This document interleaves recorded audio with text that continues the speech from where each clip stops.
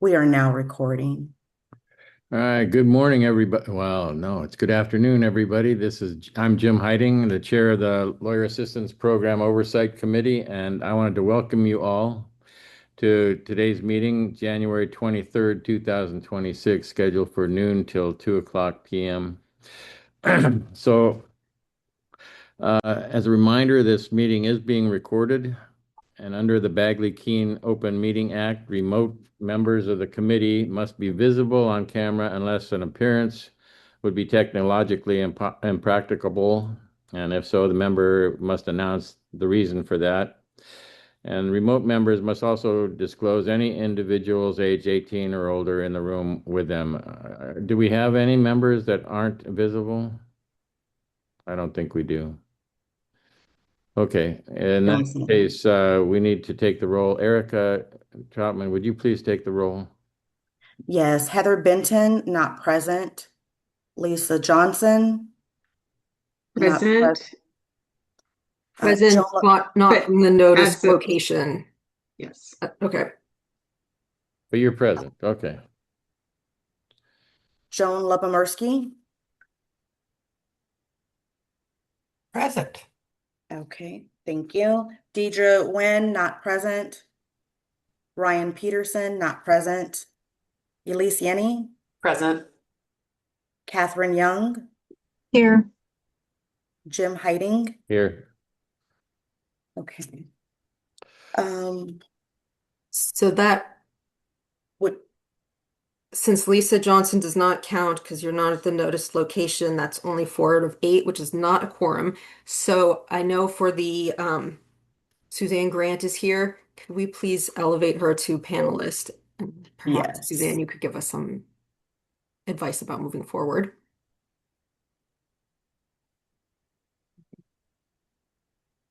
Thank you. Before we proceed, then, Lisa, was there any meeting that might mitigate against our holding you out as a quorum member that we could put on the record? If there isn't, then we'll just go on and proceed without the quorum. Um, I'm not sure exactly how this part of it works, but a transportation issue prevented me from being at the intended location, the WeWork space. So I'm here as a member of the public, which I thought would allow for the quorum, that I could Okay, well, participate in that way, but not vote.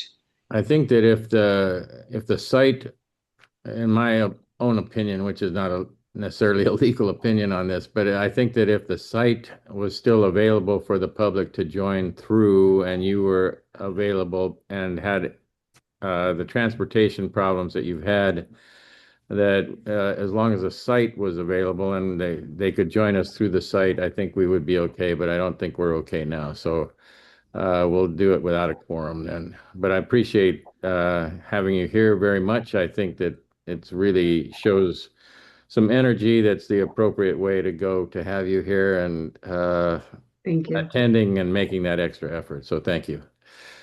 All right. Is there And I anything would, else on attendance? yes, I Yes. would just like to make sure from Suzanne before we start, are we able to take public comment since we don't have a quorum? Yeah, you can take public comment. I mean, the meeting can proceed as normal. It was noticed. You just the prevention of quorum would prevent you from actually voting on anything. Okay. Okay. Suzanne, can you tell me if I made the right call in explaining our position? Yeah, I think that's right. I mean, overall, as chair, you have some discretion on how the meeting should proceed. And of course, as the law stands without, giving legal advice in an open meeting, there are such cases where strict compliance with Bagley-Keene may not be possible, and the meeting can proceed based on a substantial compliance standard with Bagley-Keene. So yeah, I think we're good to go. Okay. All right. Sounds good. All right. Then calling for public comment. Uh, Before we begin any public comment, I'd like to remind everyone that under the Bagley-Keene Open Meetings Act, public comments must pertain to items that are on the agenda, or be related to matters that are within the jurisdiction of this agency, specifically the Lawyer Assistance Program Oversight Committee.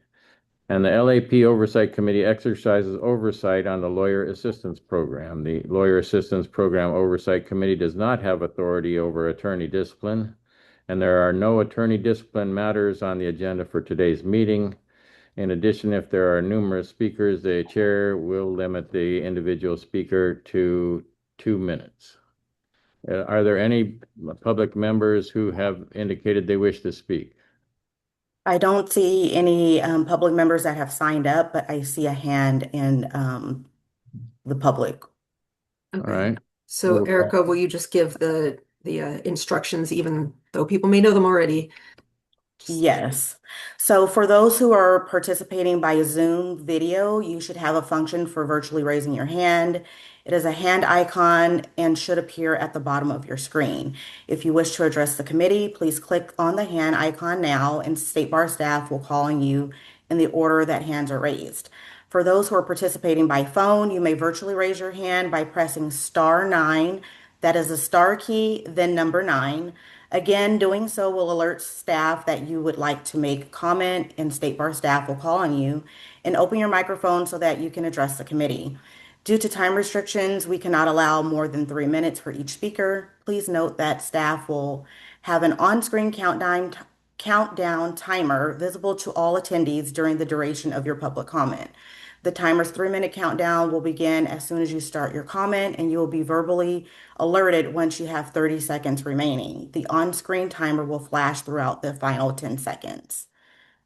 Okay, in that event, we're going to modify my little instruction from 2 minutes to 3 minutes, so you'll have up to 3 minutes to speak if you wish. So the person who raised their hand first, would you please call on them, Erica? Okay, we have Mr. Kai on. Kion, I will unmute your microphone and then you will have 3 minutes. One Could second. you spell his name, please? I see Kai and the last name On. Thank you. You're welcome. 1 second.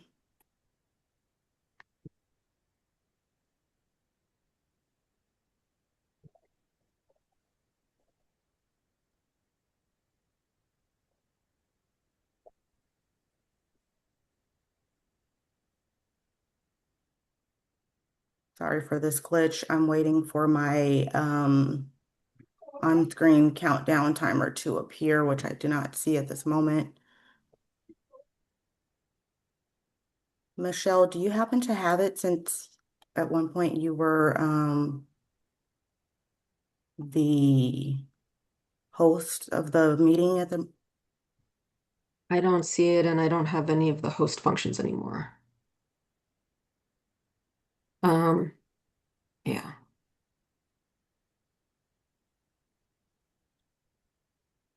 Oh, I don't see it either. Erica, I actually have found the timer function. Would you like me to set it for 3 minutes and launch it? Yes, please. I would appreciate that. Yeah, no problem. I'll do that right now. Okay, there it is. Thank you so much. Okay, Mr. Kion, I am going to unmute your microphone.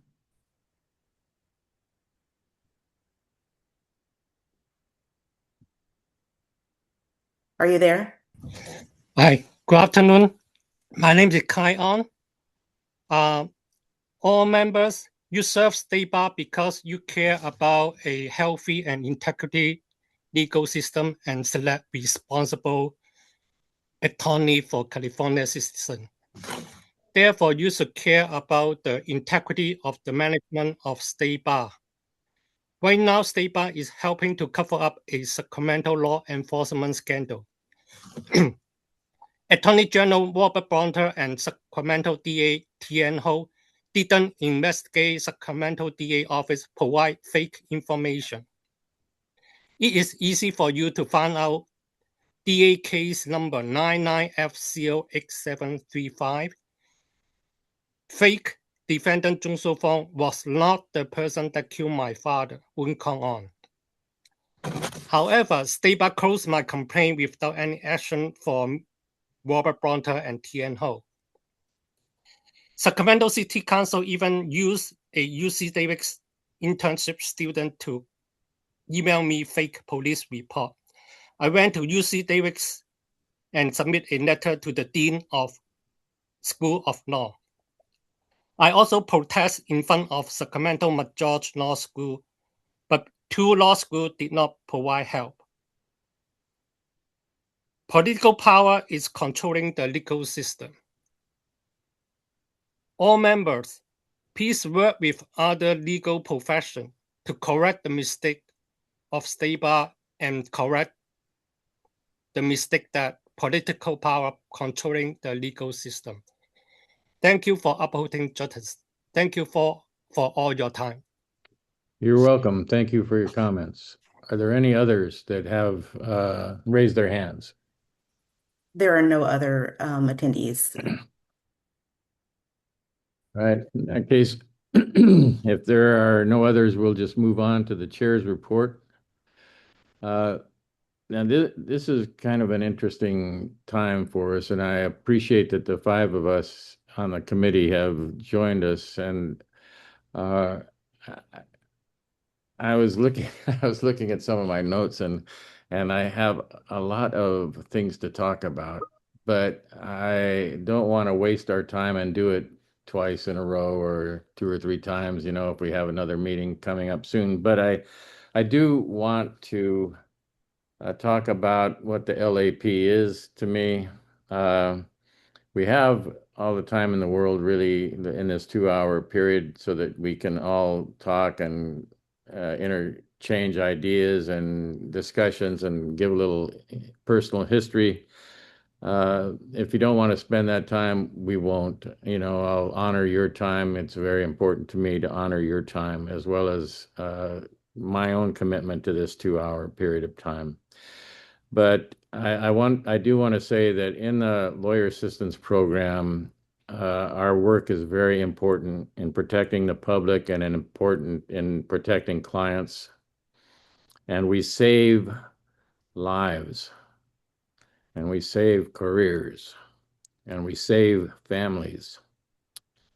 And so by getting lawyers and law students healthy, we are affecting justice on every level. In competence, in counseling, in communicating, in showing up, in diligent service and attention to detail. We lay the groundwork for excellence in representation, and even affect the bench officers, of course, as those are the previous lawyers who've become bench officers and have gone through, I'm sure, and are going through, I'm sure, these same issues that we go through as lawyers. And so I wanted to refer to the 2002 annual report. That's the very first LAP report that was ever done. The Lawyer Assistance Program, which is the lawyer diversion program, basically came into existence in 2001, 2002 with a Senate study on protecting the public by assisting addicted lawyers in overcoming substance abuse. So Senator John Burton was instrumental in promoting that study and in promoting the Lawyer Assistance Program into existence, and in sponsoring the legislation that eventually passed and required the state bar to put into effect the Lawyer Assistance Program in this state. Virtually every state in the union had some sort of lawyer assistance program in place at that point in time, other than California, as a formal program. California, though, had the Lawyer Personal Assistance Program, and the state bar sponsored a fellow by the name of Richard Carlton, who was very well educated and well qualified to help with counseling lawyers who were in trouble or who had depression issues and who had ideas of changing careers. And so Carlton was kind of the in-house person who gave support to people who needed some kind of counseling or direction. And he saw quite a few people. I think they averaged about 175 members, lawyers per year in the few years that he was doing that before. The the lawyer assistance program came into being and hired a clinical director, basically a woman by the name of Janice Thibault, Thibault. She came across from the physicians program, which went defunct about that time, just before then. And Janice came over to us, and we put together quite a bit in regard to well-qualified counselors and interviewers and staff members, and put that together. And it started in 2002, really, as a formal program. So in 2002, the report indicates, and you've been provided with the report, and you've been provided with some of the other things, the code sections that govern our existence and govern the Lawyers Diversion Act, and all of those things that are part of it. I encourage you to look at those things and review them. They'll give you some energy as to what you think should happen in the future with our committee, as things, history repeats itself, or learn by your mistakes, if you will. And so one way or the other, it will be helpful. But at that point in time, I'll just go through a few things. In the 2002 annual report, that was the first annual report, was published in March of 2003, I think. Over 150 lawyers had sought help in that past year. Over 150 had sought help. I think you'll find that the numbers currently are down from that substantially, and we need to get back. We had 12 members on the Oversight Committee at that point in time. Now we have 8. The goal is stated as protecting the public, excuse me, while helping rescue as many lawyers as it can from the grip of chronic, progressive, and potentially fatal diseases afflicting them. Early intervention and rehabilitation to take the place of discipline whenever appropriate.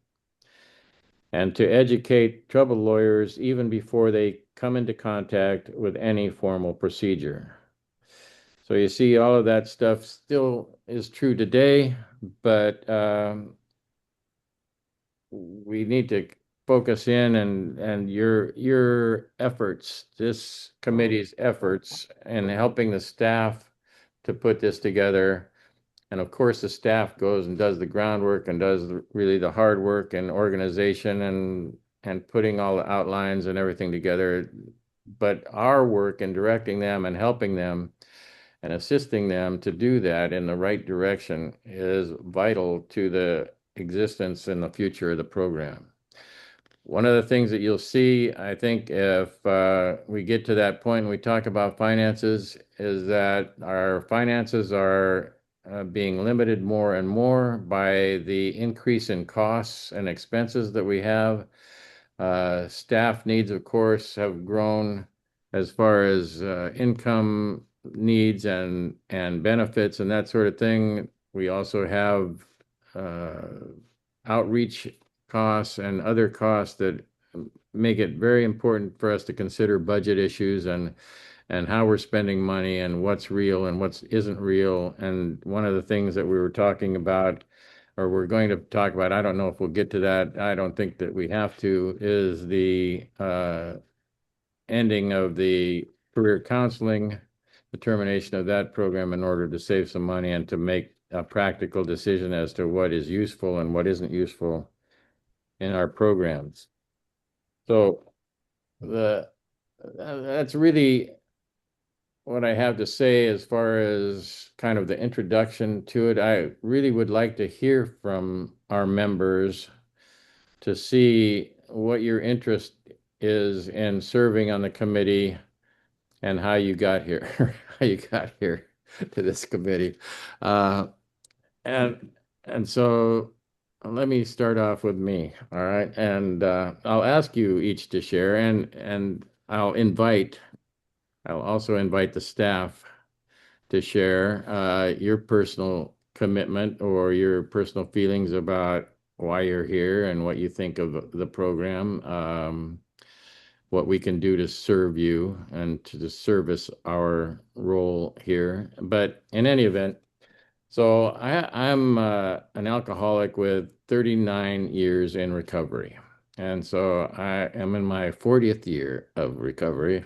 But I had, that sounds like kind of an ancient, long-term, boring life right now. But believe me, if I go through the entire story, it's very dramatic, very hurtful during the course of my use and abuse of alcohol and other things, and resulted in quite a bit of drama and bad effects that have been lifelong and will continue.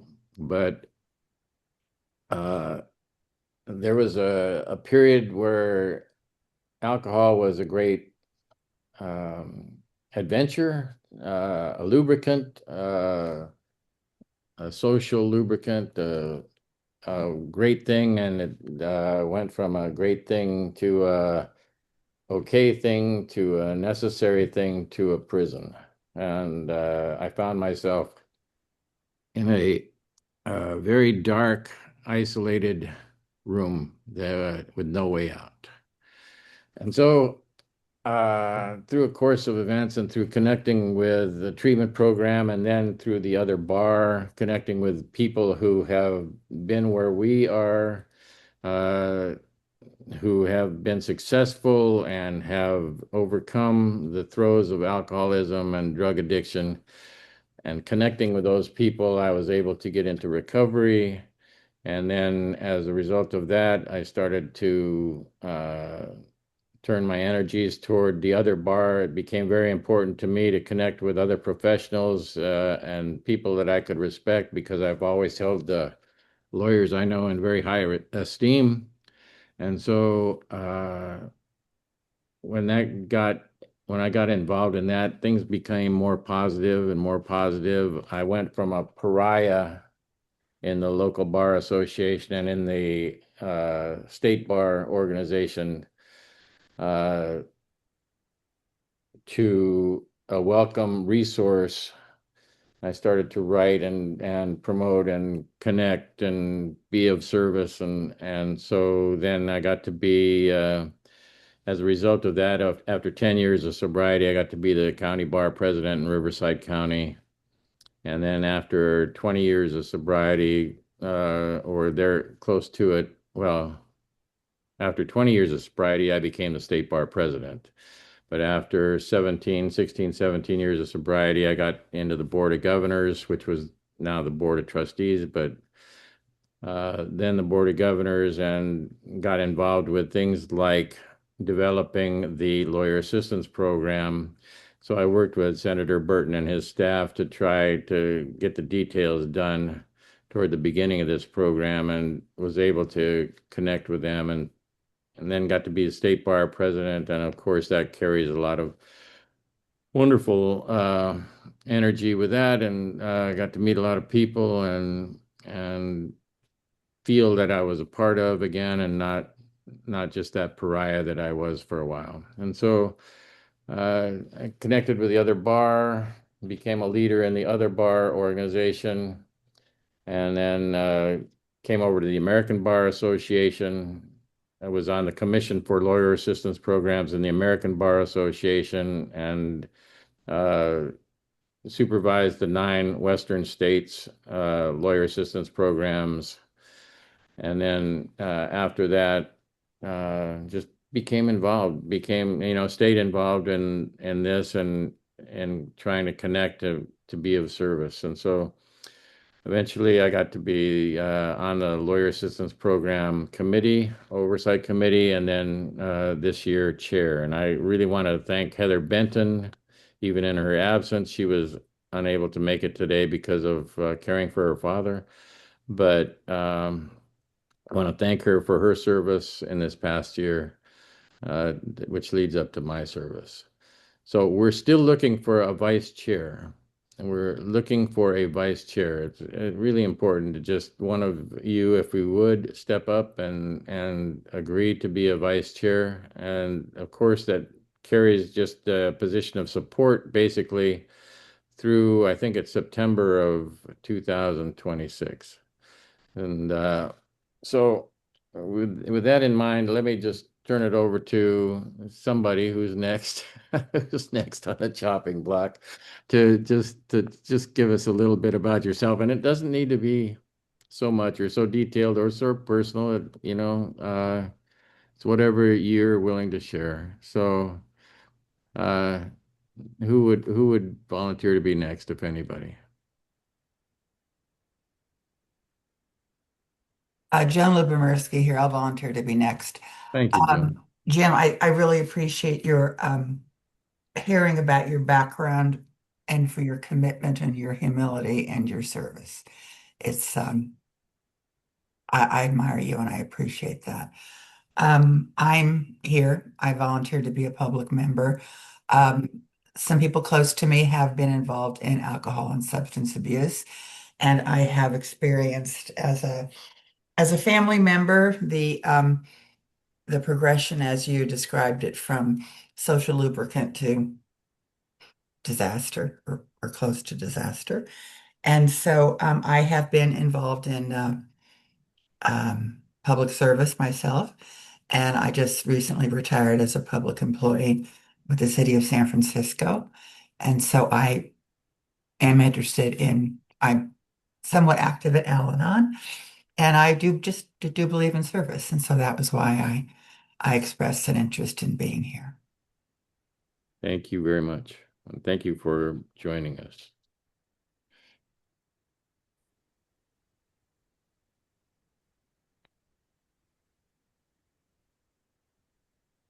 Next. Can go next, and apologies, my internet has been really spotty. So if I drop out, I do apologize.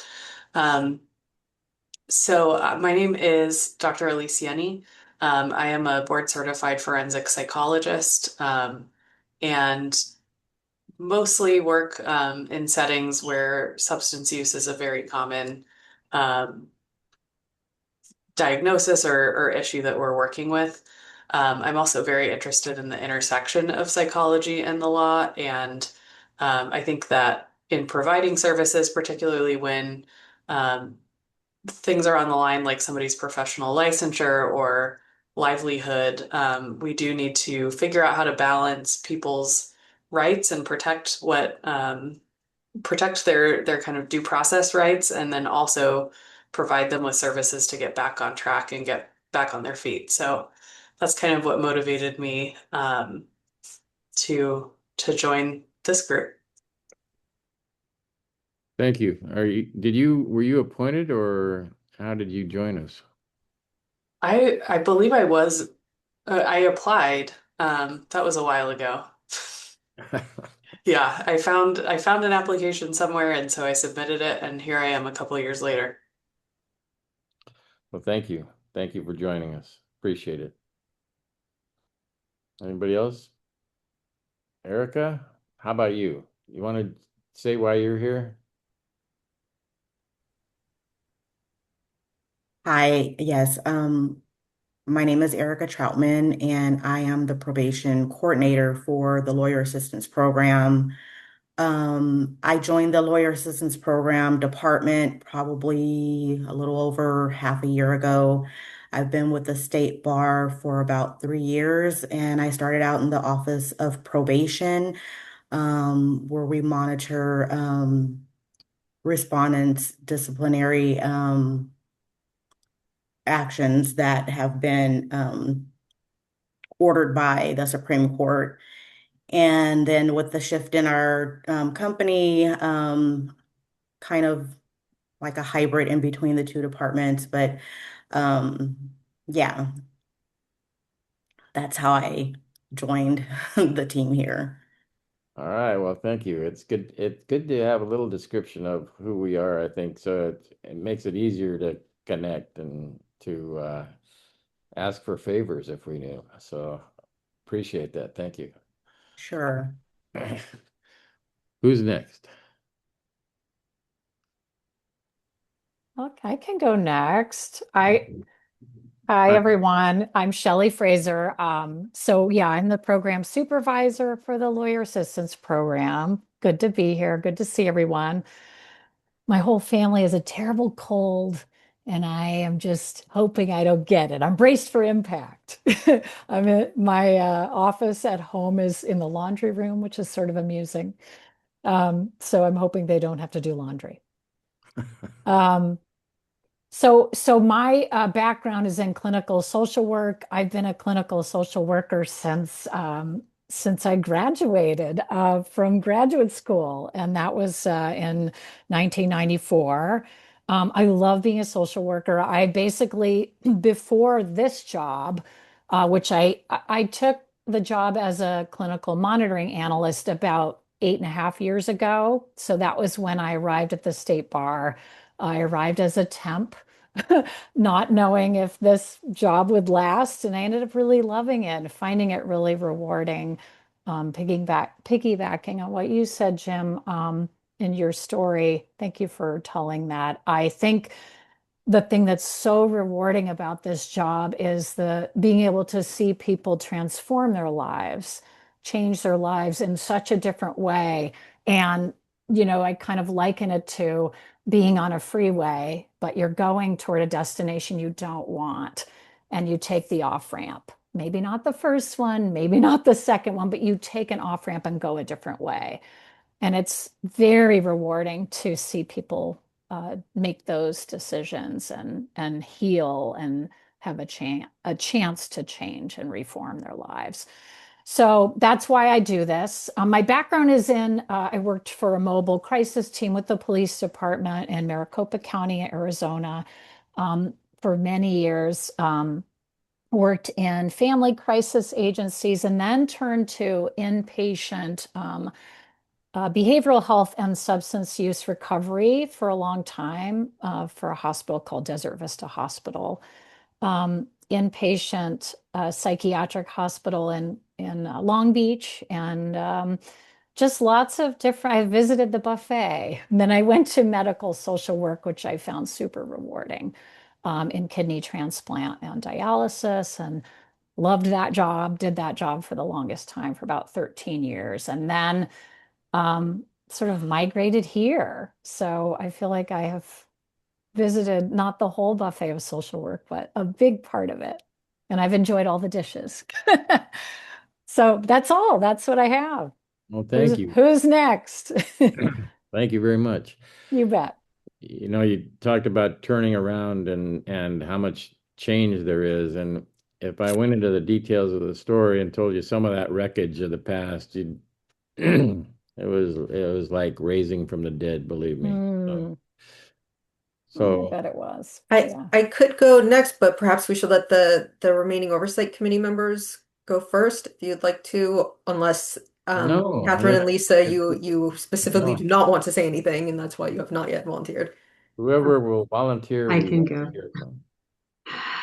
Hi, my name's Lisa Johnson. I'm a licensed clinical psychologist, and I'm working full time as a therapist.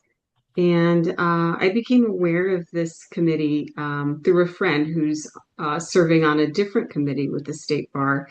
I don't recall which one anymore, but I guess my attraction to joining this group was I was pleased to hear that there was a group working within the legal environment that was set up to help people with drug addiction and alcohol and emotional health problems rather than dealing with it as in a punitive manner.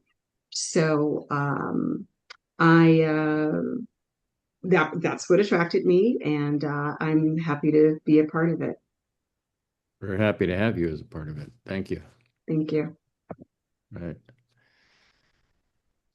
I, Mr. I, Energy, Ken Norris. Oh, I cut somebody off. Who did I cut off?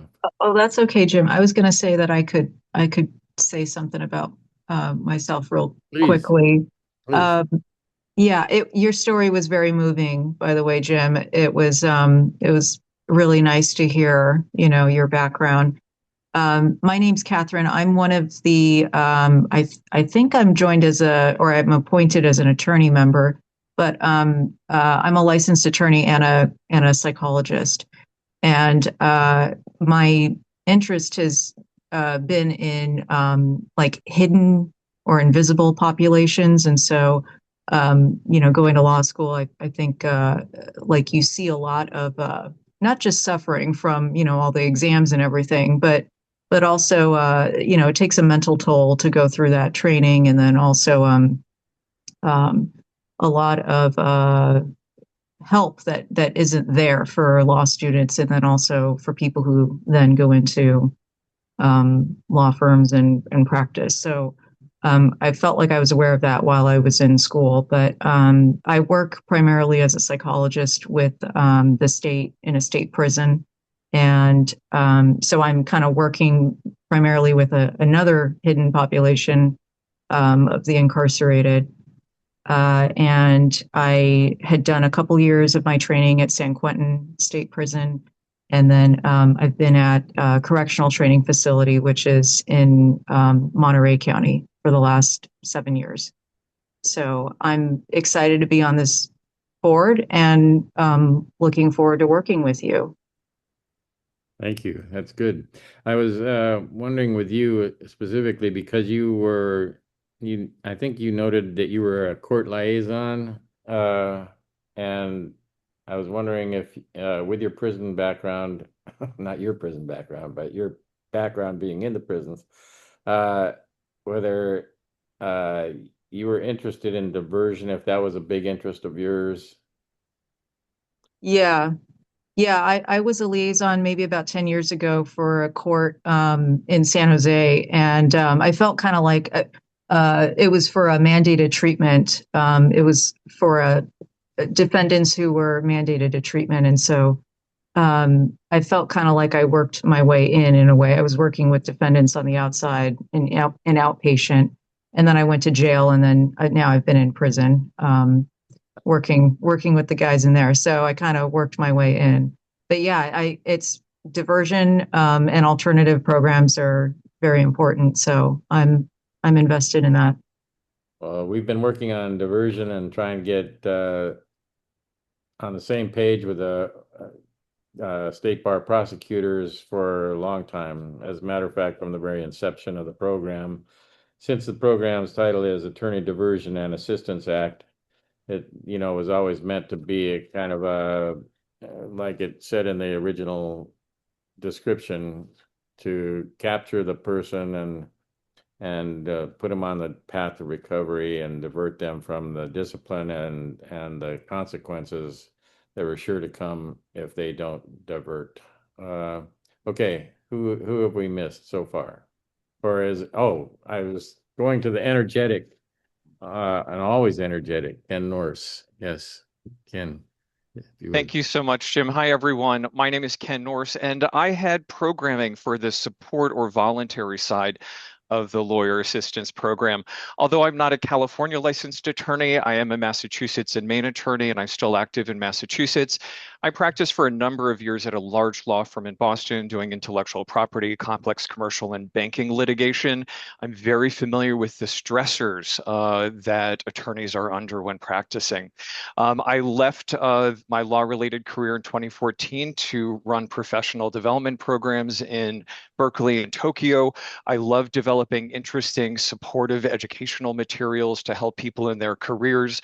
I joined the State Bar from McGeorge School of Law, where I directed student and career services, and it was my pleasure to join the State Bar to take my mission helping attorneys statewide.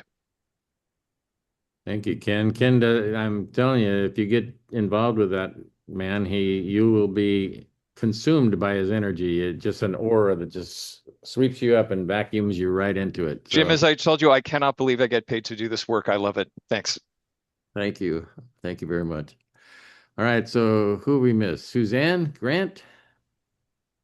Well, Suzanne's dark at the moment. I can go Ah, ahead. I'm Michelle Harmon. oh, I've okay. been with the LAP in some form or another. This is my 20th year with the LAP, and I'm now the program manager for the Lawyer Assistance Program and for the Office of Case Management and Supervision.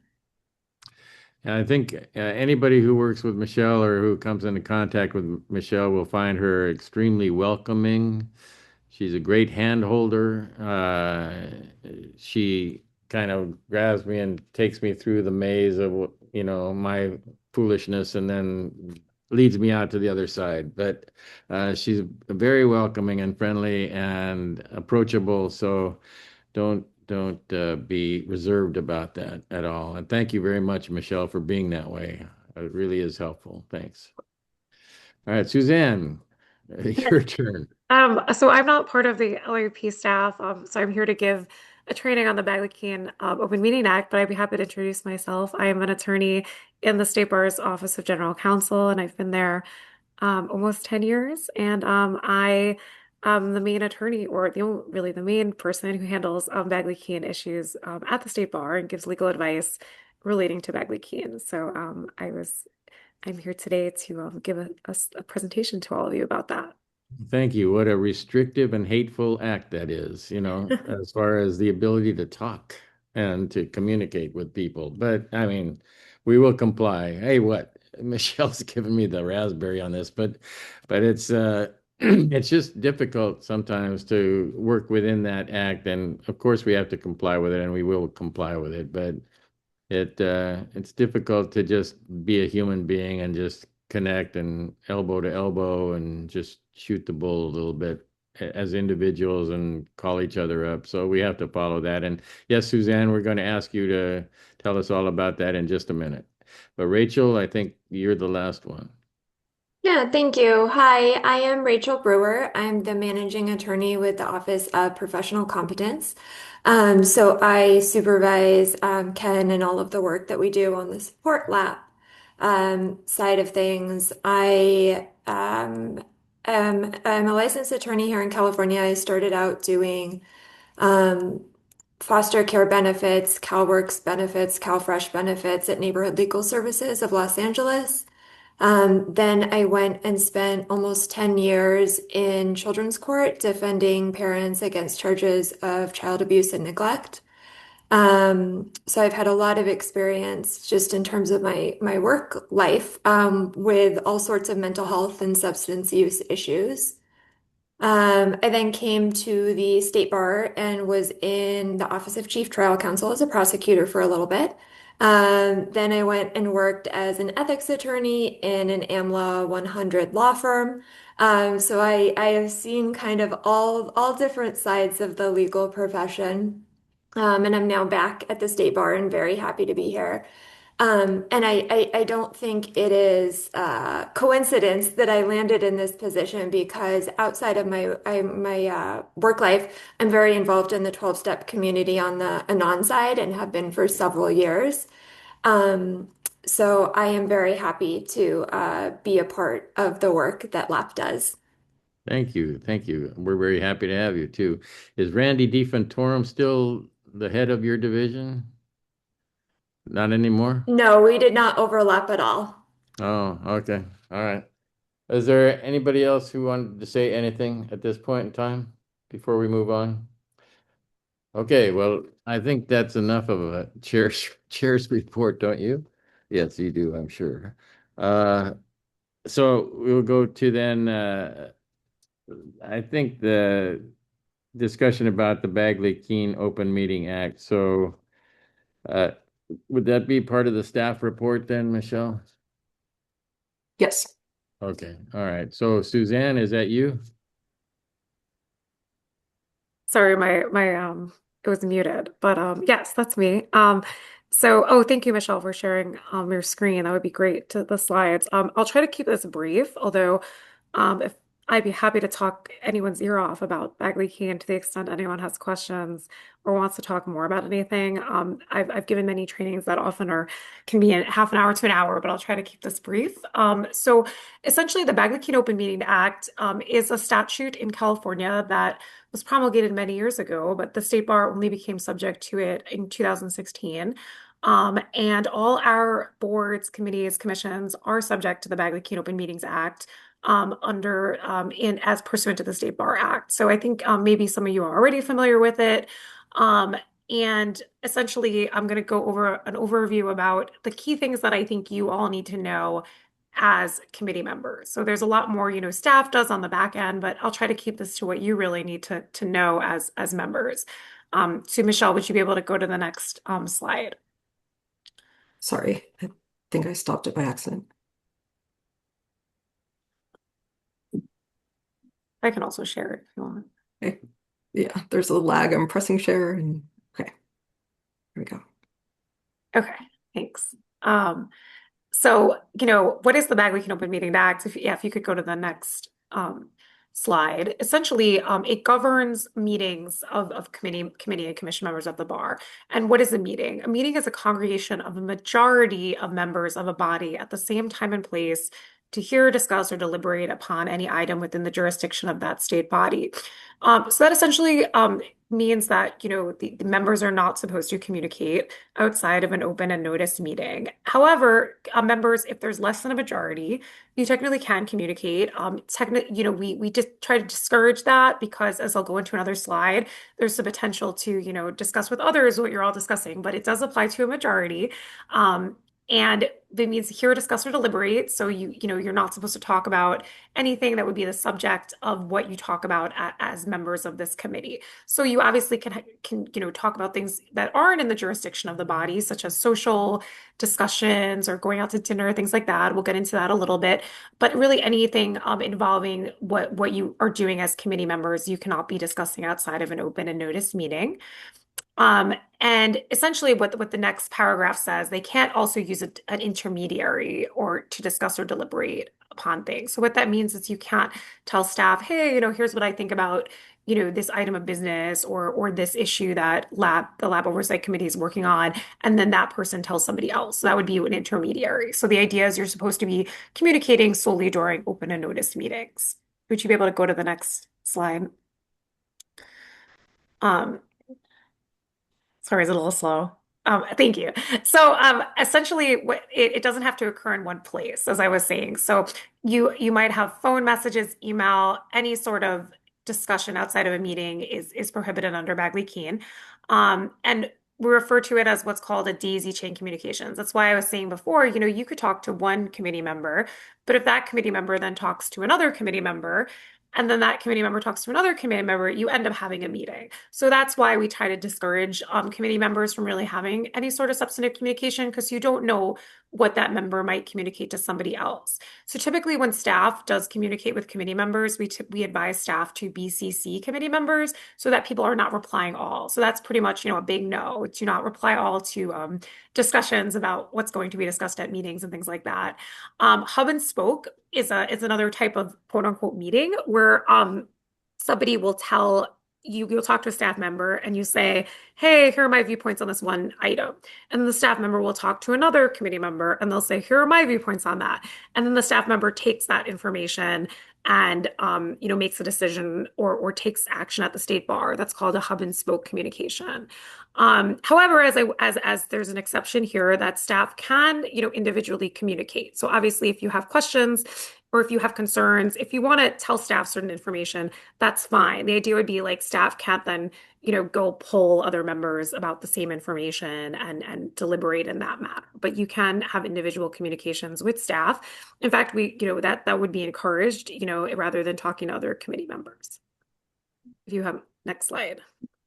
So what is required in terms of posting when I say open and notice meetings, what does that mean? So that means that the public is notified about a meeting. We comply with that through posting agendas on our State Bar website. We post all of our board meetings, committee meetings, commission meetings, and they're available on the website. They have to be posted within 10 days. So that means that we have to put it on the internet. I think we also have some sort of mailing list that we often give people notice to, but it says, the statute says persons who request notice as well. That's why it's on the slide like that. So we do post it on the internet. And what does the notice include? The notice has to include the date, the time, the location of the meeting, and what items will be discussed. at the meeting. So that means it has to give a short description of what is going to be discussed.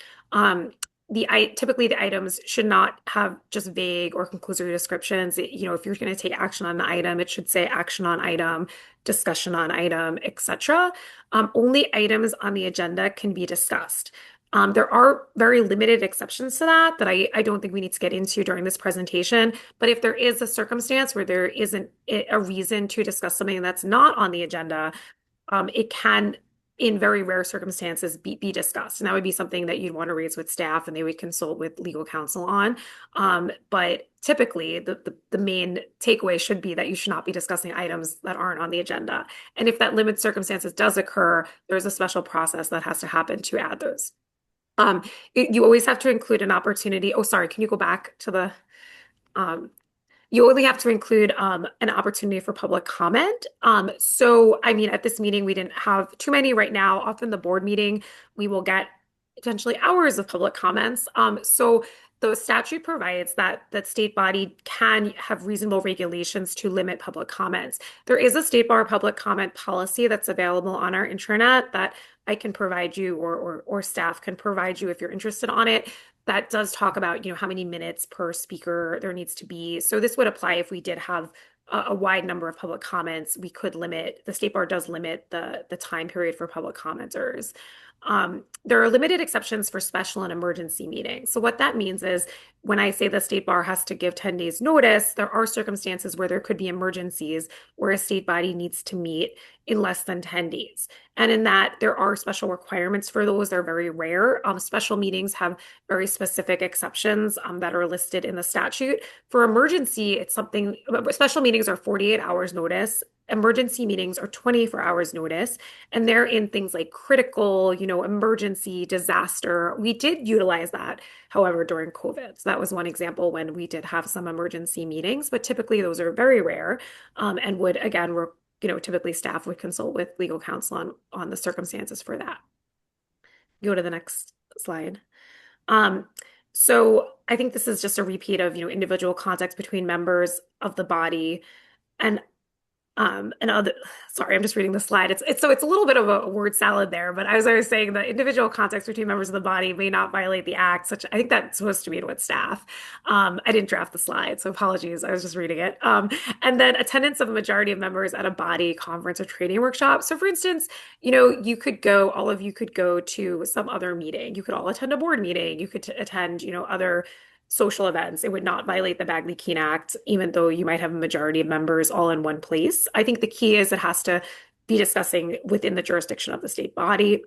This is all from the statute, by the way, open and publicized meeting regarding a topic of state concern organized by an outside group. Again, rule of thumb, if you're not talking about something that's within the jurisdiction, within the subject matter of this oversight committee, would not violate Bagley-Keene, purely social or ceremonial occasions. And standing committee meetings, typically, that by standing committee, that's another term from the statute, but we usually consider the equivalent of that would be we have a board and then we have like audit committee and XCOM, these committees of the board that are similar to standing committees. Next slide. Is there another slide? I think that's it. Oh, okay. I just want to add a couple things that aren't on the slide as well, that in terms of remote meetings. So that, well, there wasn't a slide about it. I do want to address that, considering, that is, especially after COVID, it has become increasingly common. I'm sure you probably all are familiar right now that you have to provide your address to staff in order to have a notice location on the agenda. And the reason for that is Bagley-Keene, it was written a long time ago. It's not really up to modern standards, although there has been some amendments recently to deal with remote meetings. But the requirements are that if the members are not all in one place, and you're going to be attending the meeting from a different location, it turns the meeting into what's called a teleconference meeting. And it turns into a teleconference meeting even if there is only one member attending remotely. And the requirements for teleconference meeting requires members of the body to post where they're attending the meeting, an address that they're attending the meeting. It has to be ADA accessible. And this is kind of based on this idea, again, predating Zoom and all these great features we have now, that the public would have an opportunity to observe committee members at their physical location. So that is the reason that addresses have to be posted if you're attending at a location that's not the main location. I think this all seems to be remote. Typically, often we'll have one location like the LA office where we'll have the meeting and some people will be dialing in from somewhere else. But in an occasion where it's all remote, you do need to give your address and that has to be posted 10 days in advance. So the idea would be you're giving the public notice of all these locations. Again, it's a statutory requirement. It is, it is a little silly considering that most people are going to be I don't want to use the word silly because obviously all of the meeting requirements are important for transparency, but in the modern age where people do have the technology to attend remotely, it doesn't apply as much, but that is still the requirement. So basically the bottom line is you do have to give your location 10 days in advance of the meeting so that staff can post it on the agenda. And then if they're not able to attend, that does happen. People cannot attend last minute. The idea is, you should alert staff as soon as possible if that happens. And the meeting location should ideally be left open to the members of the public so that they can still go to that location. Because the idea would be this person had noticed that that location was open for them to attend. So that's in an ideal situation. And obviously we will handle on a case-by-case basis other issues that might arise prior to the meeting. So I don't know, Michelle, do you want me to cover any other issues that might have be frequent or arising in terms of Bagley-Keene, and happy to answer also any other questions. I think you covered a lot. Jim, do you have Yeah, questions? well, so ultimately, like today, so if we left that meeting location open that was noticed, and the person couldn't attend at that location, right? Transportation problems. So in attending remotely, though, could she be counted as a part of the quorum if that location was left open?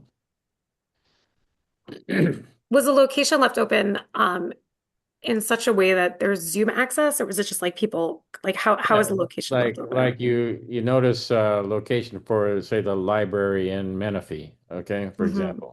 And so I'm going to be at the Menifee Library. That's the location I send into the state bar. That's where I'm going to be. But I can't make it to that location. But Menifee still has the computer there and still has availability.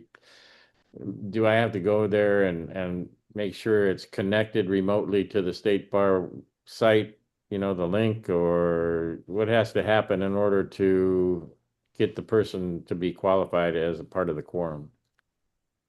So, I mean, like I said, it's going to be a case-by-case basis. I mean, ideally, the idea would be that location is supposed to be there for members of the public in case a member of the public shows up, right? So the idea would be it doesn't really do them much good to come to that location without having a way to see the meeting, right?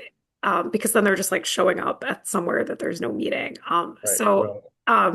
I think it's also, as I was saying, there are the standards for compliance with Bagley-Keene is substantial compliance.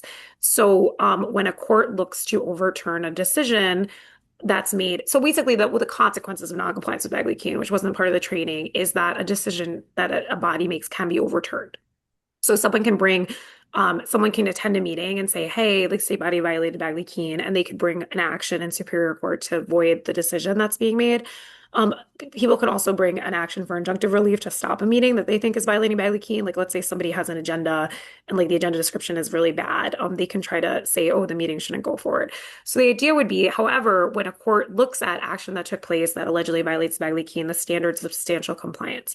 So what that means is they're going to look at whether or not the agency substantially complied. What does that mean? So technically, there are technical violations where, things like you posted the agenda a day late, or things like, you had a typo or something like that, right? And a court is going to say, hey, the agency complied substantially because they still complied with the spirit of the law, essentially, that they gave the public notice. The public had an opportunity to witness this. These technical violations, we're not going to void it because of these technical violations.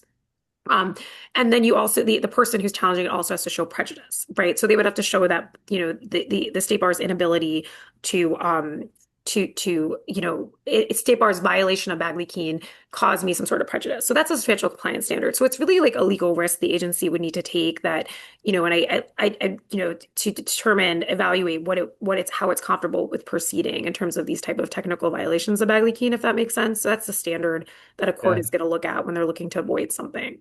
Okay, well, I know the state bar is sensitive to that issue, very sensitive to that issue, and I realize that you're sensitive to that issue, but I think that ultimately, for example, it kind of makes an exception for extraordinary circumstances. So in this particular case, we have two with extraordinary circumstances. We have the one without transportation to get to that location, and secondly, we have a person who's handling a family member in an emergency situation. So they would otherwise both be attending. And is it then, it seems to me that it would be the chair's call as to whether compliance was had and whether there is a quorum. Is it the chair's call or is it somebody else's call? I would say it should be the chairs, maybe in coordination with staff. I mean, and certainly like, I can tell you, and I would say it's part of training that that's what the standard is that a court is going to look at. And, I'm not going to give you legal advice on that just because it's a public meeting, but I can tell you what the standard is, I will say. And yeah, I think that I would say yes. I mean, unless Michelle has any other thoughts about, who should make that call, I would say it sounds like it's appropriate for the chair to do that. All right, thank you. Thank you, and thank you very much. Are there any questions about the Bagley-Keene Act or anything else that we have for Suzanne? All right, well, then I thank you very much, Suzanne. It was very illuminating. Oh, subcommittees. All right, so say we have a subcommittee, and our committee right now is has a membership of 8. So if 5 people were on a subcommittee, and which constitutes a majority, and they were able to discuss whatever issue it was, informing their evaluations and recommendations as a subcommittee. Can a majority of 5 be on that subcommittee and meet? So the problem would be that that would be a meeting of the oversight committee, right? Um, so it couldn't be like you could create a subcommittee of less than a majority, and then they could well, so I will say something about subcommittees, and I don't want to get into too much detail. Certain times, advisory bodies and subcommittees are subject to Bagley-Keene if they're formally created and more than 3 people. So when you say subcommittees, if they are formally created, which would mean you would create them as a chair or this body would create them, anytime they're over 3 people, they're still going to be subject to Bagley-Keene. If staff creates them or they volunteer, you can have less than a majority and they could be meeting. But if it's 5 people, I'd say they'd still have to have an open and notice meeting because it would be a majority of this body. Did that answer your question? Yeah, so more than 3 for a subcommittee, or if it's not staff created, right? Staff created can Right. do otherwise. Okay. Staff, but the problem with if you did have a staff created, if it was over 5 people of this body, it would become a meeting of the lawyers, the lab oversight committee meeting. So that would still need to be able to notice. So what you could do is you could have staff create a body of 4 that would be something that would not be subject to Bagley-Keene, or you could have a formally created 2-person committee that would not be subject to Bagley-Keene. Okay, and if say Jim was on the committee and Rick was on the committee and we have 6 other people, Jim and Rick could meet as long as it doesn't spread to the majority, right? Correct. Okay. All right, so they can create any kind of ideas that they want to and brainstorm and do all of that stuff as long as it doesn't affect the majority. Yeah, and I think that happens frequently. I think in state agencies, they will have like 2-person committees because or off liaisons, things like that, because it's then you don't have to worry about complying with Bagley-Keene. Of course, they can't make any decisions, so they can't have any delegated authority, but they can be an advisory body. Okay, I appreciate it. Thank you very Yeah, much. no problem. Happy to help and appreciate all the work everyone does. I liked hearing everybody's introductions. Thank you. Thank Okay. you. I'm going to sign off, but thank you all. Thank you very much. If there's Thanks. nothing Bye. else, then we'll move on to staff reports. We'll just go for things that don't require votes. And so, Ken, go ahead. Did somebody said something? Oh, I was Okay. starting to say that was my part of the staff report was the Bagley-Keene primer that that Suzanne gave. And so then I would say, Ken, is there anything you wanted to share? Yeah, Ken, are you And still? then, yeah, Go ahead. Ken's still here. Yes, Ken. Absolutely. I'm here. I just want to check with Rachel Brewer to make sure that my portion was not going to be part of a later portion in the agenda. Um, yeah, no, I think you can give your staff report now, and then I'll present Great. on the career services stuff in a little Sounds bit. good. I'm actually going to talk about our programming calendar for 2026. I just want to make sure that everyone can sort of see this Excel spreadsheet. This is laid out by month here, and I just want to walk everyone through sort of the programming that we're working on. There is an opportunity for Oversight Committee members to volunteer. We already have 2 volunteers, so I think we can safely take on a third. Love to have someone in the mental health professional help us here. But we are currently in January. We have our last Reset Bar Retaker Support Program that's running this coming Monday. This program combines both mental health strategies to help retakers. It's a really nerve-wracking experience to have to retake the bar, and it also includes study strategies from academic success professors from universities here in California. This program has been very well attended. In fact, attendance is continuing to increase as word gets out about the program. We do market it to all law schools in California.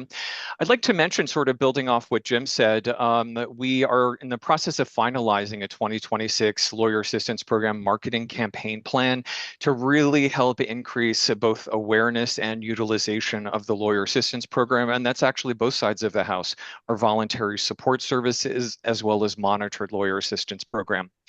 In March, we will reprise our Refocus ADHD Strategies for Success in Law program. I've put that on for the last year and a half in partnership with Lisa Spenlove, who's one of the lab group leaders who helps the Monitored Lawyer Assistance Program.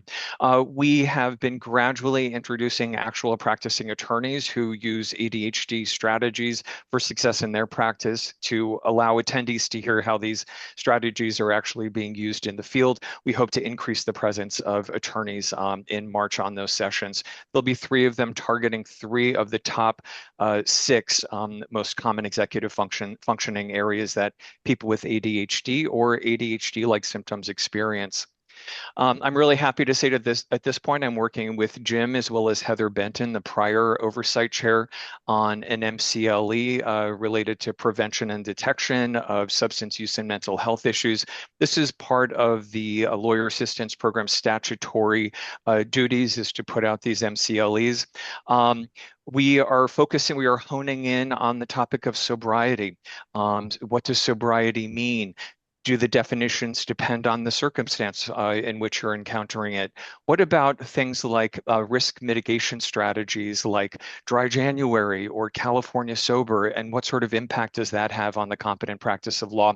We're hoping to get statistics that we can include in that presentation from the 2025 summer nationwide survey that was done by Krill and Associates to get a sense of exactly where attorneys nationwide are in terms of wellness, their mental health and substance use issues. But the great news is that that survey will also be releasing California-specific statistics that we really hope to rely on there. For the last 2 years, I've put on a mindfulness series in the spring. This year, I'm really happy to say we are expanding that to both a spring and a fall mindfulness series. I put that actually on in conjunction with the Mindfulness in Law Society, which is a nationwide mindfulness related organization to support mindfulness in the legal community. And the good news is that there are 2 new chapters in California that I'm able to partner with rather than relying on nationwide resources. I had a great call this morning actually with the head of the San Diego one. And my hope is that we can, of the 4 sessions that we'll be holding in April, that maybe we can have one in person in San Francisco and one in the LA area as well, that are hybrid actually. So people can both attend in person and catch by Zoom as well. In May and June, we'll be reprising our Reset Bar Retaker program for the July 2026 bar. And then as as part of our marketing plan, we do have a June deadline to really roll out all of the efforts. You'll notice that in December, we'll be taking a look at those marketing efforts to see exactly what kind of impact we can have on awareness and utilization rates.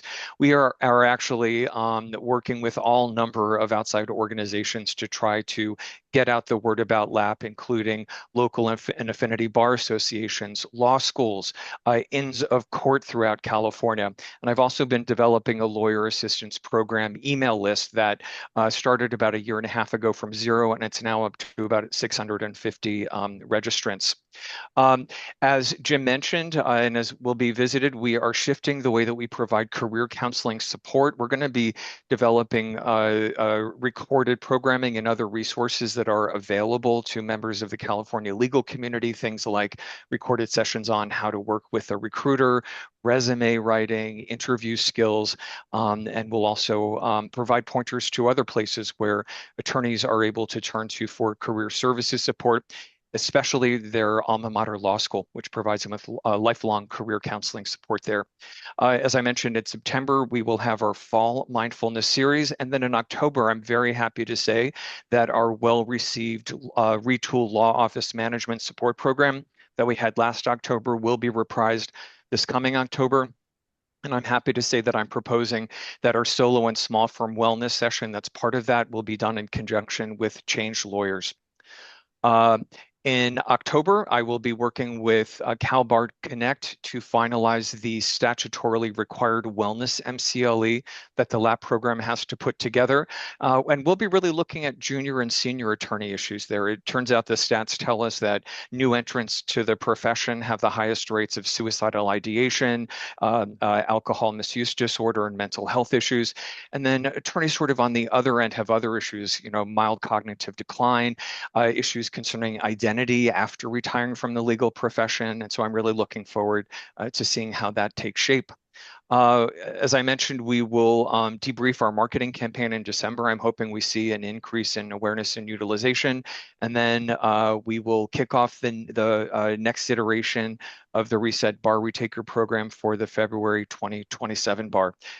So this is a really high-level overview of the programming that we have scheduled this year. Wanted to open the floor to see if there were maybe any questions. Jim? Thank you. Thank you very much, Ken. As I told you, Mr. Energy, man, look at all of this stuff that this man is putting together. Well, thank you, Ken. Questions or issues? Anything you want to point out, ideas? I just want to reiterate that call for volunteers if there anyone who would like to join Jim and Heather and me on putting together that prevention and detection MCLE. I was going to say the exact same thing, so thank you. And I wanted to point out to all of us that if you want to be a contributor to either be a speaker or an author, we have a lot of resources to publish you and to publish your works in. And so it would be really good to have members of the Oversight Committee move into that kind of arena so that we could get our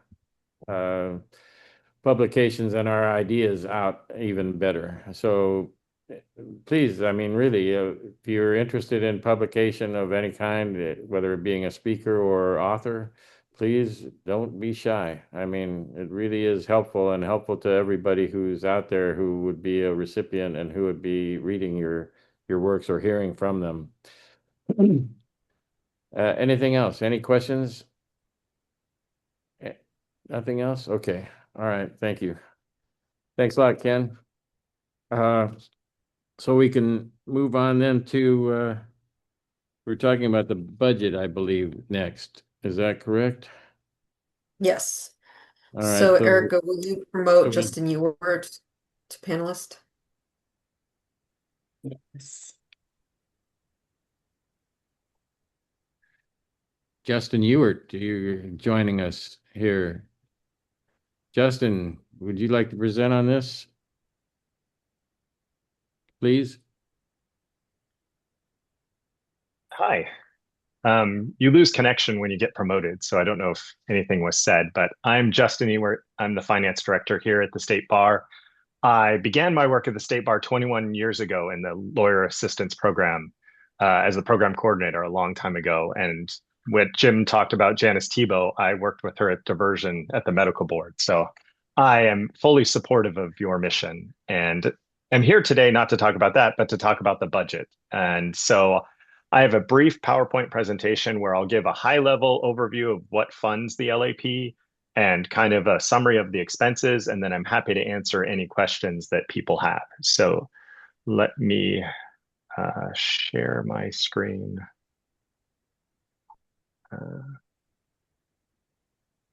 Where is...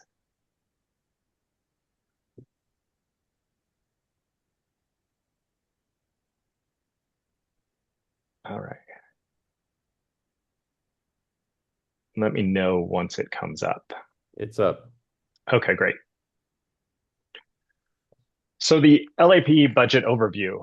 LAP derives its funding from Business and Professions Code 6140.9 that mandates all active attorneys pay $10 or inactive attorneys under 70 pay $5 to support the LAP.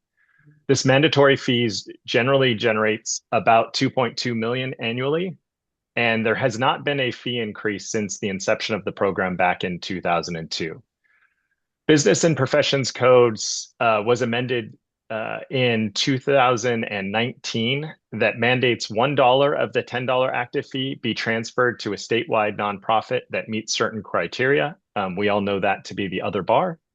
That transfer is about $200,000 annually.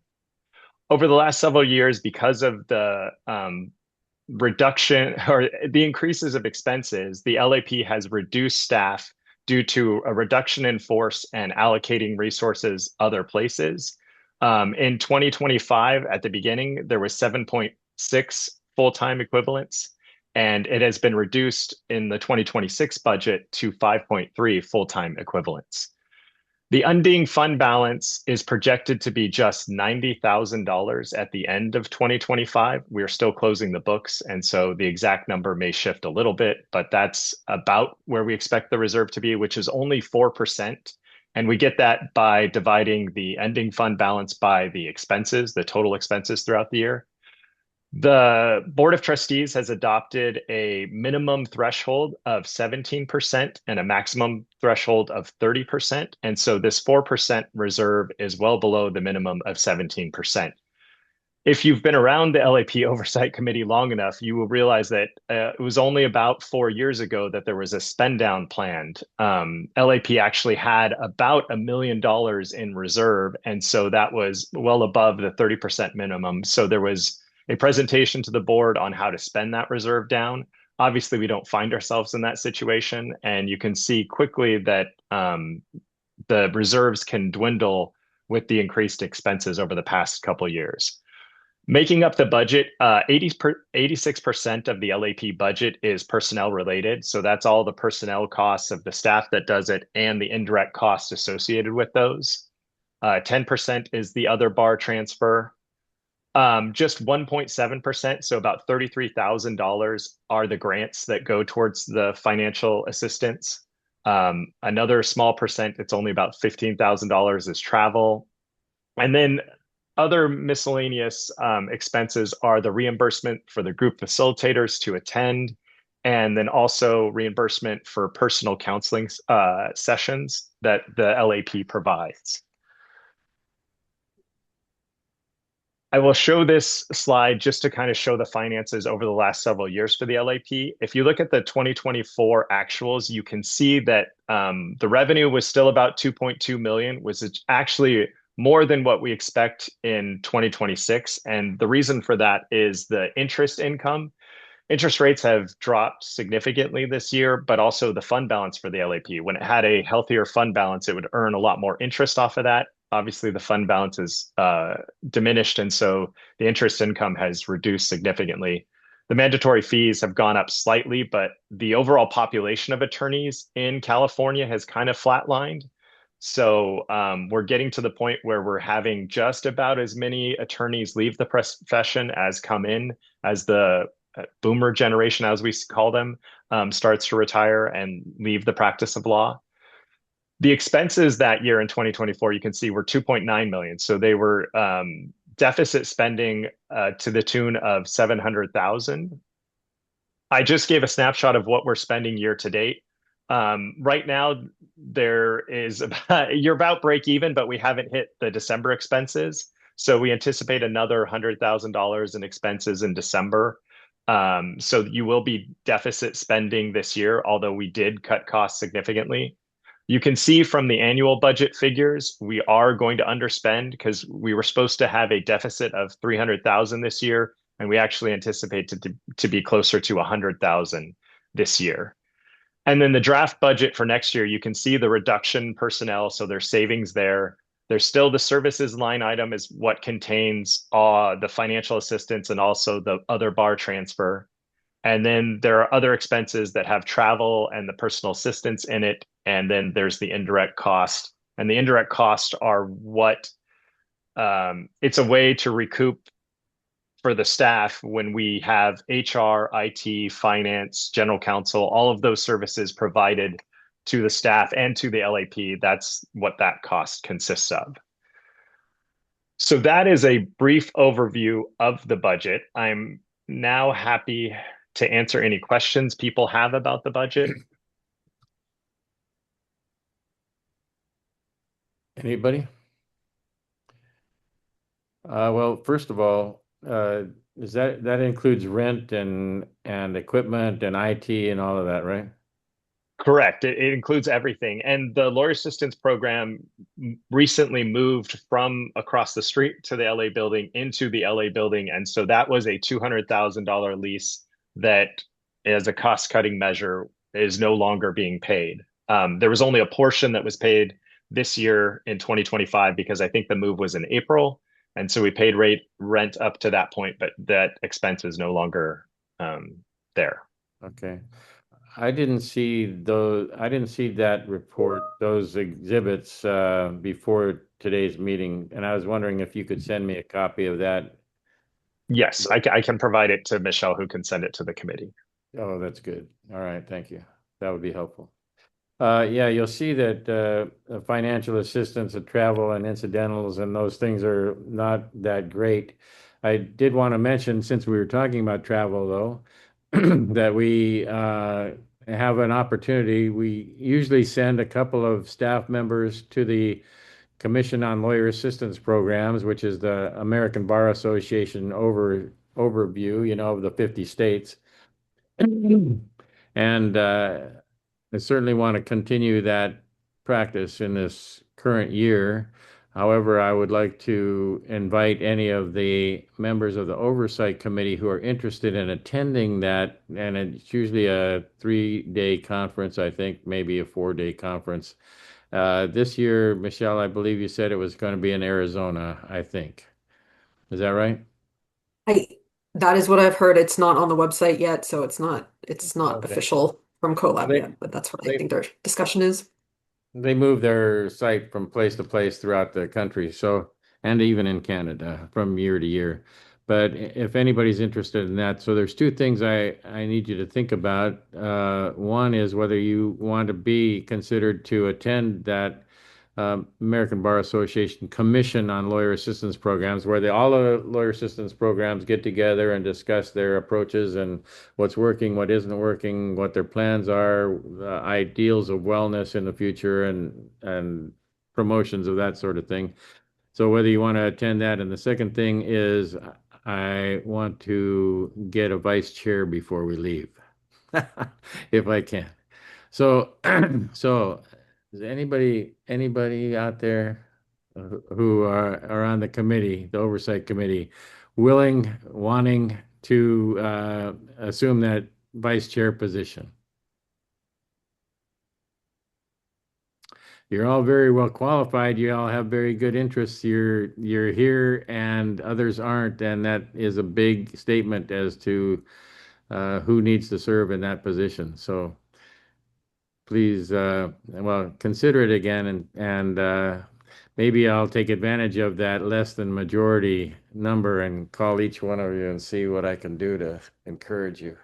But in any event, if you are willing, maybe just put it in the chat or something if you don't want to be public about raising your hand. But do please consider that position as vice chair and consider whether you want to go to the American Bar Association Commission on Lawyer Assistance Programs. Justin, do you have anything else, or does anybody else have any questions? I Or yeah. did, Jim, actually. Yeah, Justin, before you go in, Jim, I wanted to know if any consideration has been given to increasing that lawyer assistance program fee. If it's been the same since 2002, was it said that, it really doesn't meet sort of the current needs of the program, I would say. Has there been any thought? What would the process be to actually request an increase in that fee? You bring that up, and I brought it up as a matter of fact just the other day, and I think that's a very valid point. It's been 25 years since that has changed or been looked at, and I think that it's not a very significant thing for lawyers to pay $5 more per lawyer or something like that, in I their. believe in Massachusetts, I pay 50 per annual cycle. So it's actually, I think, double maybe what I saw in that slide. Yeah, well, lawyers currently pay only $10 each. So, okay, so Justin, I guess you could answer Ken's question.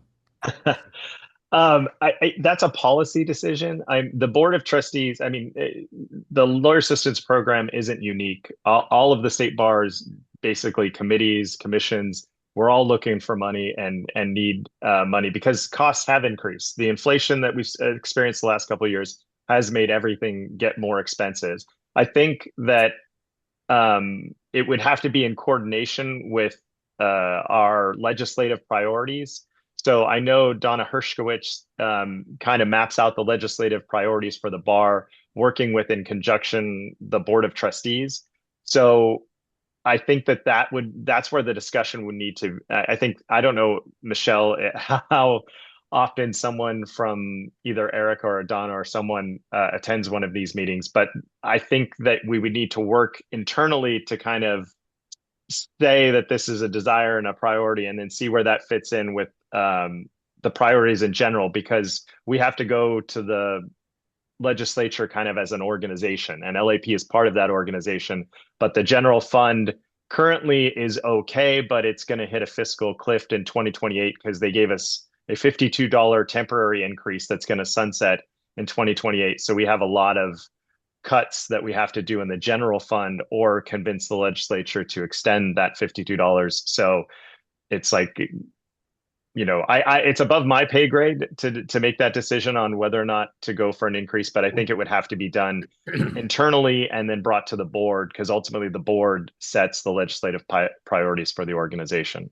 All right. Well, I will reflect on that just a minute, if I might, and that is that I agree that we need to go through the board, and everybody's going to be competing for those dollars, and they've competed with for dollars for a long time, and they're very, very mindful of the need for each department having as much as they can possibly have. However, this program, I'll reflect on it again and remind you that this program was created by a senator to help impaired lawyers. And that senator had a passion about that. And the state bar, in my opinion, would never have adopted this program without that passion of that particular senator. And so if you have contacts, that's where action takes place. If you have contacts, it's a matter of relationships. If you have contacts with those senators or those people in leadership positions that can affect changes like this, get us $5 more per lawyer, get us $10 more per lawyer for the lawyer assistance program, and that they can influence that budget consideration, that will carry, in my opinion, that will carry the board of trustees and permit us to go forward. I don't want to compete for dollars necessarily with the state bar, but I certainly want to fund the lawyer assistance program adequately. So if you have those contacts, maybe you can think about that and ruminate a little bit, and maybe create some positive feedback for us. Anything else from anybody on that budget? Well, thank you. Thank you very much, Justin. Appreciate it. Thank you. Okay. I appreciate your comments too. Thank you. All right. Moving on then, next is 4.2 in regard to the career counseling that we've been providing. Rachel? Yes, let me go ahead and share my screen.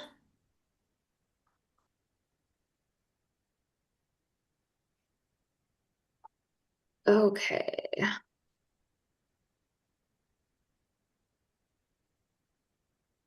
Okay, so hi, I am Rachel Brewer, managing attorney with OPC, and I am here today to talk about the sunsetting of the Transitional Assisted Services Career Support Services that we had been offering through Support Lab. So when we look at our statutory mandate, as we've talked about in this meeting already, we really are tasked with some very specific requirements under the statute. We have to engage in outreach programs, promoting the availability of lab services. We are developing MCLE courses related to behavioral health issues and the prevention, detection, and treatment of substance use. We are also tasked with collaborating with other organizations that provide services and support to attorneys with issues related to behavioral health or substance abuse. And currently, LAP offers a wide variety of programs and outreach directly related to our statutory mandate, and Ken addressed all of that programming in his staff update. And in the past, we'd also previously been able to incorporate other programming and resources, and that includes the 2 individual counseling sessions as well as 2 career counseling sessions, which are a lifetime benefit provided through LAP support services. But given our budgetary and staff constraints, we had to really take a look at the services that Support Side was offering, especially because Support Side literally is Ken. It is him, and then really no one else. And unfortunately, the career counseling services have been increasingly difficult to sustain. And so since they don't fall under our direct statutory mandate, the decision was made to sunset them. One of the other factors that we looked into when coming to this decision was we did look at some data that we had collected in 2025 from LAP participants directly. And the data really showed limited use of the career counseling services specifically and mixed satisfaction. Only 30% of survey respondents engaged with career counseling services. Most of them were seeking the individual counseling services. And of those that replied to our survey, unfortunately, most of them reported either neutral or negative experiences. The mental health services, by contrast, were consistently rated in the surveys as beneficial. One of the other kind of considerations that we looked at was, are these career counseling services available elsewhere? And so rather than duplicating services, LAP is going to be connecting participants to existing well-established resources, law schools, recruiters, bar associations, all already provide comprehensive career support services. And so as Ken mentioned earlier, we do plan on supplementing those with on-demand educational content that will be available on the LAP website. And I think one of the things that's beneficial about posting that on the LAP website is it's available to anyone who happens to stumble across the LAP website versus the very small number of people that were specifically requesting career counseling support and services before. So as of December 22nd, we were no longer issuing new referrals for these career counseling support services. And we have begun, as of January 1st of this year, stopping the duplicative career counseling services and started to refer attorneys out to the existing resources that are available to them. And then just our final kind of consideration in this was, there were some very modest cost savings associated with eliminating the career counseling support services program. But the bigger piece, I think, really came from the amount of staff time that will be saved and that can be dedicated towards working on and focusing on our statutory mandate programming. Between staff, we were spending anywhere from 10 to 25 hours a month managing the career services, career counseling services alone. That would be doing the intakes, managing the career counseling service contracts, invoicing and accounting related to the career counseling services. That is all kind of staff time that was put in administratively to sustain this portion of the program. And so that staff time has now been freed up to focus on LAP's other offerings. So with that, I just kind of wanted to explain a little bit of the background and why this decision was made and the factors that went into it. So we have officially sunsetted the career counseling services via Support Lab. So thank you all for listening to my presentation, and I'm happy to answer any questions or address anything outstanding that the committee would like to address. Thank you, Rachel.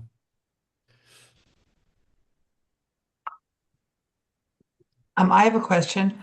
On the staff savings, you mentioned 10 to 25 hours a month, and that time would be used for other program offerings.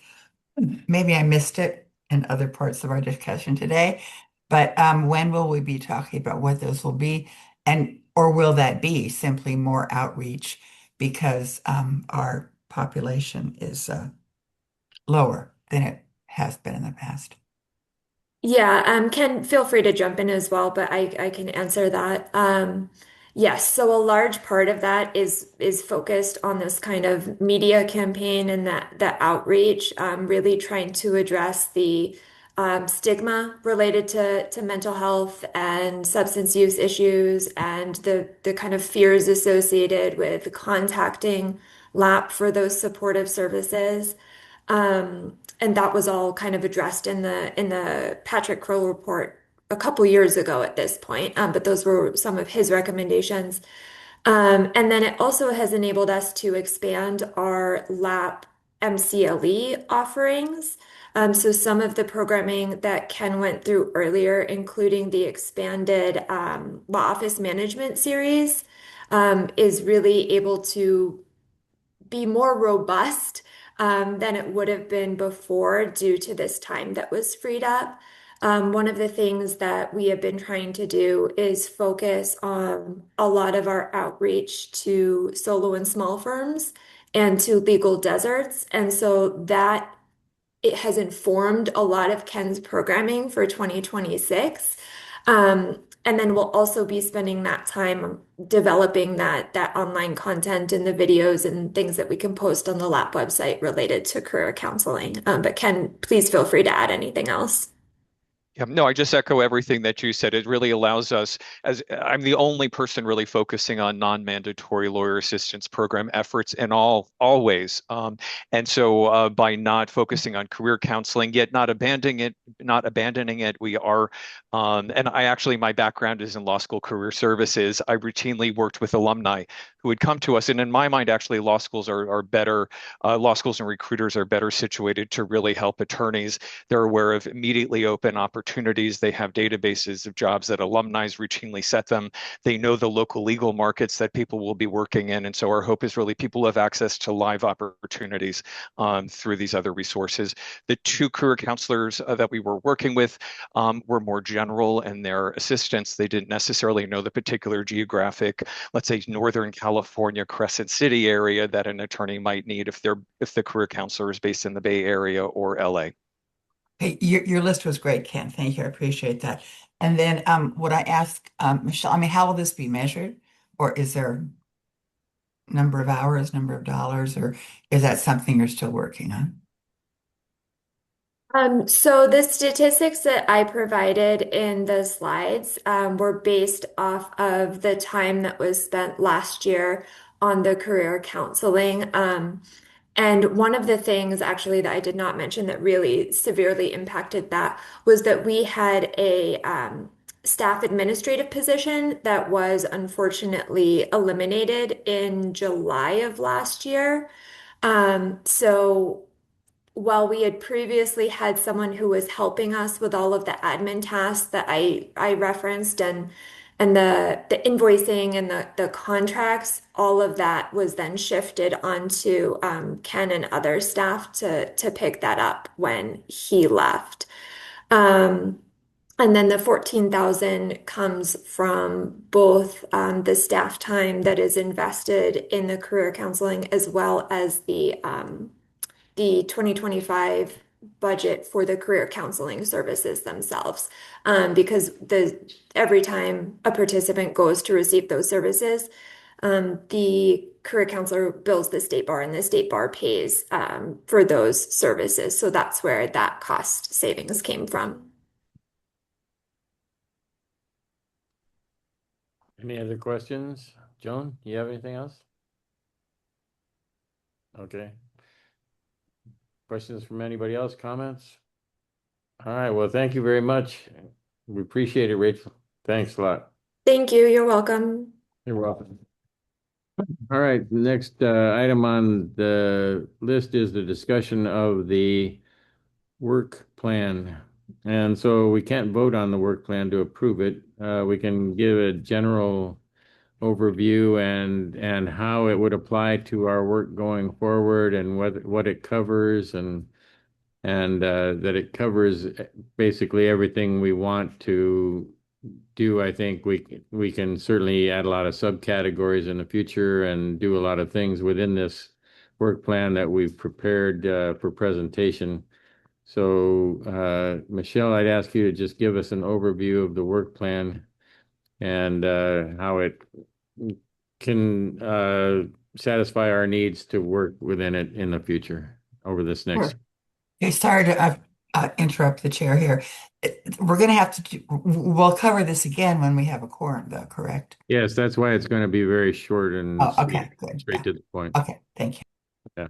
Yeah. As long as we're all here, it would be useful to start thinking about it so that next time when we come back, we'll hopefully have clear ideas of what we're doing and why. There is a brief agenda item that is posted that describes where this came from, and I was going to say most, maybe all, except for the LAP Oversight Committee, of the bar's subcommittees have been doing work plans for the past couple of years, and because we, as we always are in LAP, kind of off doing our own different things than the usual course of what everybody else at the state bar is doing. We haven't been submitting them to the board. And the board has requested that all of the sub-entities in this past May, they requested that all the sub-entities submit a work plan. And so the work plan is the plan for the oversight committee. So what this group as the oversight committee will be focusing on priorities for the upcoming year, which when this was drafted last beginning of the winter was for all of 2026. I know that we're into 2026 already, so some of it is already happening. And we'll just have to get this submitted to the board after this group is able to approve it the next time we schedule. So again, this is not like all of the things that Ken outlined that he's doing for outreach or the monitoring part that staff is doing. This is for the work of the committee. And you all can access this on the agenda, but I will share here. This is the PDF that is attached. And there are four, right, items on here. The first one is reviewing the quarterly satisfaction survey results and preparing actionable recommendations. And the satisfaction survey is something that is offered to the monitoring participants. They, 4 times a year, so quarterly, are emailed a satisfaction survey, and it talks about um, all the different aspects of the program, about the initial meeting with the clinical monitoring analysts, about the lab groups that they have, about the group facilitators, about how they feel their confidentiality is being protected, about if they overall, if the service is meeting their needs. And so there's one question on there that directly says it's a 5-point Likert scale, so strongly agree, neither agree, for whether LAPS services are meeting goals and meeting their personal goals. And that does get sent to the board annually. So the board reviews that metric. We have identified an 80% goal of wanting 80% of the respondents to either agree or strongly agree with the statement that the lab services are meeting their goals. And we've met that every quarter that we've provided the survey since we started doing it several years ago. So this committee, if this is something that you want to put on the plan, can continue to look at all of the survey results, can look at those specific items, and there's a room for a field for comments. So if somebody has additional comments that they want to make about the program, or suggestions for outreach, or suggestions for how things can be improved, that would be the responsibility of this committee to review them and then see if any further recommendations should be made. Okay, so Michelle, if you could go just touch on the other points. We have about 5 minutes. Okay, I'll go through it quickly. The next one is to periodically evaluate the lab growth grant. The grant, as most of you are aware, it was just started 2025. So just this past January was the first year, January 25, that we started having a grant. And so now that we've been doing it for a year, it would be very valuable to have a subcommittee or a working group of the Oversight Committee to take a look at the growth grant, whether it's meeting the needs of the grantees. And of course, there's the funding issue if it's operating within our funding capacity. And scroll down. All right. If any committee members, this might be more for the clinicians on the committee, are so inclined to look at the work of the clinical monitoring analysts on the monitoring side of the program. They do an intake assessment, and that is something that probably has not been reviewed since Patrick Krill did his evaluation of the program, to just review the tools that the clinical monitoring analysts are using and how they're conducting those intake assessments, to make sure that we're gathering the appropriate information from the participants and making the appropriate recommendations for them.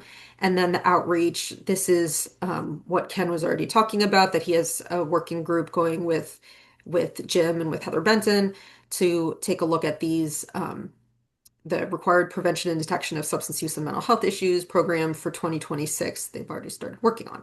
And so that has a much earlier deadline. Ken is raising his hand. Yes.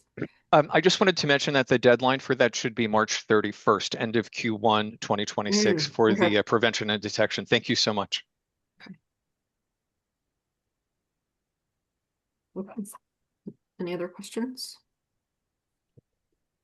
Oh, I would mention that the ABA Commission on Lawyer Assistance Programs does, or used to, provide free review of the different programs in each state. And so they send in people to go in and evaluate the program, make suggestions and that sort of thing.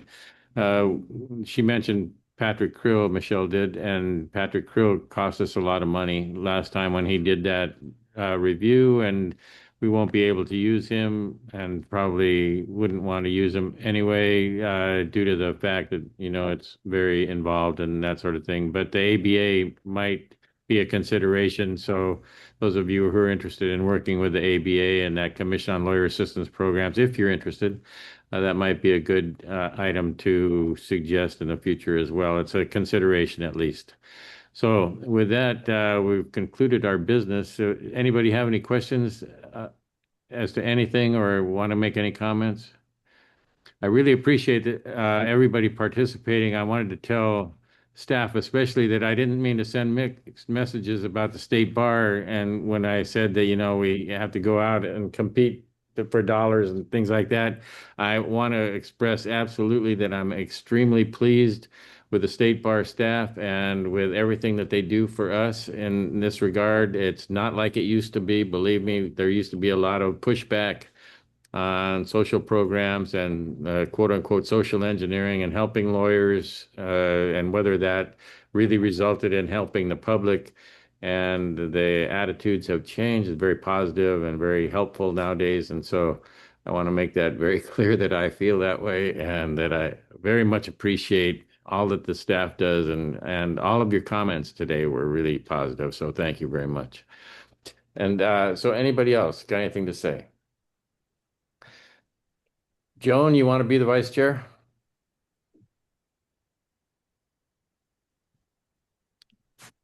Will you serve if asked?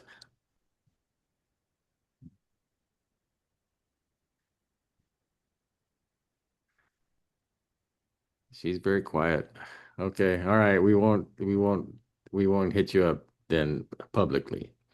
All right. Why So don't I, yes. Jim, I had written on the note to you to talk about scheduling the next meeting. The idea that we had was to lay out the 4 quarterly meetings of this committee now at the beginning of the year so that everybody can plan and we don't need to do the surveys and things that you could know ahead of time. But since most of the group is not here, perhaps I just email those dates to everybody and then we'll see if that works. Right, and we have to set a meeting up quickly, I think, to get this work plan approved and get it done. Right.